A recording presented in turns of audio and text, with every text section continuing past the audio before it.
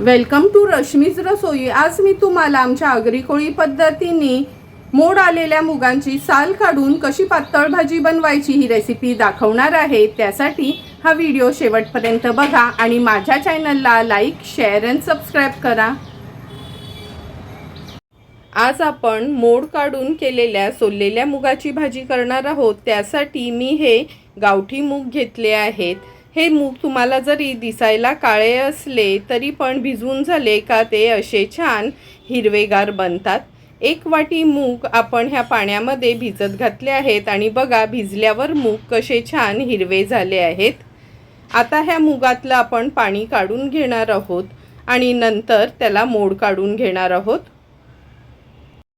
आता ह्या भिजवलेल्या मुगातलं पाणी काढून घेणार आहोत, पण पाणी काढणार तेव्हाच 1-2 पाण्यात तरी हे मूग आपण स्वच्छ धुवून घ्यायचे आहेत। कारण का कोणत्याही कडधान्याला आपण मोड काढण्या अगोदर ते स्वच्छ धुवून घ्यायचे म्हणजे पोटाला बाधत नाहीत। सर्व मूग आपण स्वच्छ धुवून असे ह्या प्लास्टिकच्या टोपलीत काढून घेतले आहेत। आता हे झाकून आपण जवळपास 7 ते 8 तासांसाठी मोड काढून घेणार आहोत। 5 ते 6 तास झाले आहेत। हे मूग आपण मोड काढण्याकरता ठेवले होते। तुम्ही बघू शकता किती सुंदर असे हे मोड आलेले मूग आपले तयार झाले आहेत। अशा टोपलीमध्ये ठेवले तर कपड्यात बांधायची पण गरज नाही। आता ह्याची आपण सालं काढून आज भाजी करणार आहोत, त्यामुळे हे मूग आहेत ना पाण्यात घालून घेऊया। या बोलमध्ये मी पूर्ण भरून असं पाणी घेतलं आहे। तुम्ही विचार करत असाल अरे वालाची सालं काढतो ते तर सोपं आहे, पण ह्या एवढ्या मुगांची सालं आपण कशी काढायची? त्यासाठी पण आपल्याकडे एक ट्रिक आहे। हे सर्व मूग आहेत ना आपण असे या पाण्यात घालायचे आहेत, व्यवस्थित मिक्स करून घ्यायचं। जवळपास 1 ते 1.5 तासासाठी ना आपण हे मूग असे पाण्यातच ठेवूया। असे पाण्यात ठेवल्यामुळे ना ह्याची सालं वर येतात, म्हणजे नंतर मूग फक्त निवडले तरी चालतात। किंवा तुमच्याकडे वेळ असेल ना तर मी जास्त करून आदल्या दिवशीच ही प्रोसिजर करून घेते, म्हणजे दुसऱ्या दिवशी भाजी आपली झटपट तयार होते।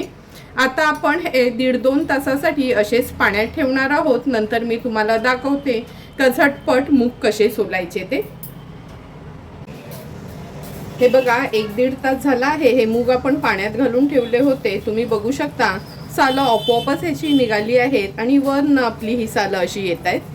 आता हे निवडायचे कसे ते मी तुम्हाला दाखवते। थोडेसे मूग मी ह्या प्लेटमध्ये काढून घेतले आहेत। हे बघा जे सालं निघालेली आहेत ना ते मूग असे बाजूला करायचे आणि ज्याची सालं काढायची आहेत त्याची पण सालं फटाफट निघतात, म्हणजे अर्धा तास तरी लागेल मला हे मूग सोलण्याकरता। असे पाण्यात टाकून ठेवले ना का जास्त आपल्याला मूग सोलायला लागत नाही, हे असे सोललेलेच मूग निघतात। आता फटाफट हे मूग मी सोलून घेते।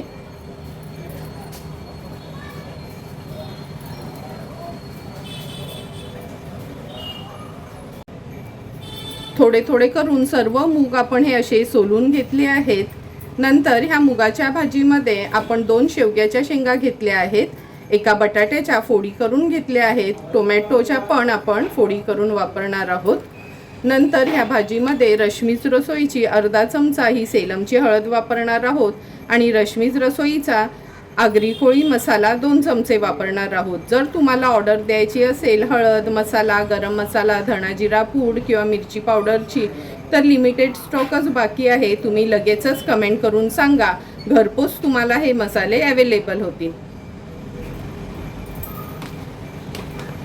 ह्या भाजीसाठी एक अगदी छोटाच कांदा आपण चिरून घेतला आहे, 5 ते 6 लसणाच्या पाकळ्या आणि कढीपत्त्याची पानं वापरणार आहोत। भाजीमध्ये वाटण्याकरता आपण मूठभर सुकं खोबरं खिसून भाजून घेतलं आहे, आल्याचा तुकडा, 5 ते 6 लसणाच्या पाकळ्या, पाणी न घालता हे असं वाटण तयार केलं आहे। तर चला मग लगेचच मुगाची आपण पातळ भाजी बनवायला सुरुवात करूया। मोड आलेल्या मुगाची सोललेली भाजी बनवण्याकरता गॅसवर ही आपण कढई ठेवली आहे। अगदी 2 टेबलस्पूनच तेल घेणार आहोत। तेल गरम होत आलं की फोडणीला आपण राई घालूया। राई थोडी तडतडली की अर्धा चमचा जिरं घालणार आहोत, कढीपत्त्याची पानं, लसणाच्या पाकळ्या आणि कांदा चिरून घेतलाय तो ऍड करूया। तेलामध्ये कांदा आपण शिजवून घेणार आहोत.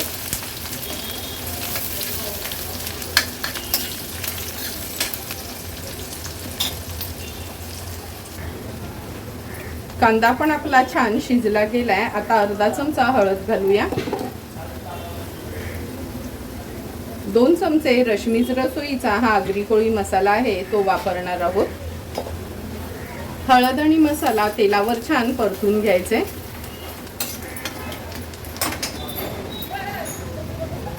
आता आपण ह्याच्यामध्ये 3 चमचे सुकं खोबऱ्याचं वाटण ऍड करणार आहोत. ही मुगाची भाजी असते ना, ह्याच्यामध्ये खूप जास्त वाटण वापरायचं नाही. अगदी थोड्याच वाटणावरची ही भाजी करायची, म्हणजे मुगाची ओरिजिनल टेस्ट ह्या भाजीला राहते. आता हे सोललेले मूग ऍड करूया.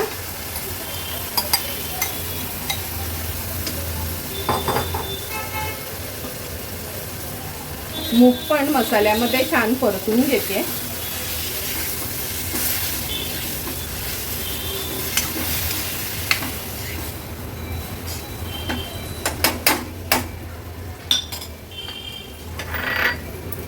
आता आपण ह्याच्यामध्ये शेंग, बटाटा आणि टोमॅटो घालणार आहोत.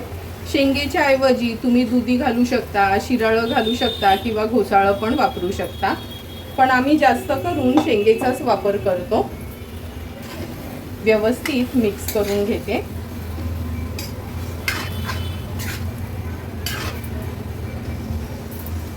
आता आज ही पातळ भाजी बनवणार आहोत, त्यामुळे मी जवळपास 1.5 ग्लास एवढं पाणी ऍड करते.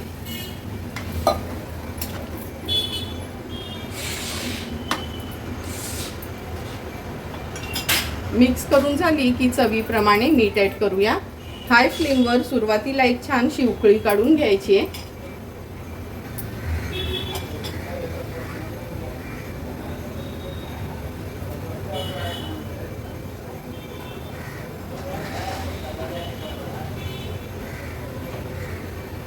आपल्या ह्या मुगाच्या भाजीला पण छान उकळी आली आहे.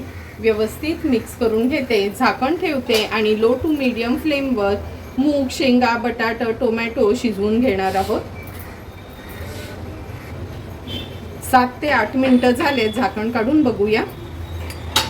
हे बघा, तुम्हाला बघूनच कळेल मूग तर शिजायला काही जास्त वेळ लागत नाही आणि बटाट पण अगदी व्यवस्थित शिजलं गेलंय.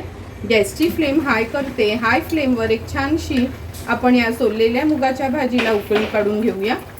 भाजीला पण छान उकळी आली आहे. पुन्हा एकदा झाकण ठेवते. थोडीशी वाफ कमी झाली की आपण झाकण उघडून बघणार आहोत. गॅसची फ्लेम पण मी स्विच ऑफ केली आहे. 1-2 मिनिटं झाले. झाकण काढून बघूया. हे बघा, वाफ कमी झाल्याबरोबर तुम्ही बघू शकता किती सुंदर तरी आपल्या ह्या सोललेल्या मुगाच्या भाजीला आली आहे. आता ह्याच्यावर थोडीशी कोथिंबीर ऍड करते आणि सर्व करण्यासाठी आपली ही सोललेल्या मुगाची भाजी तयार आहे.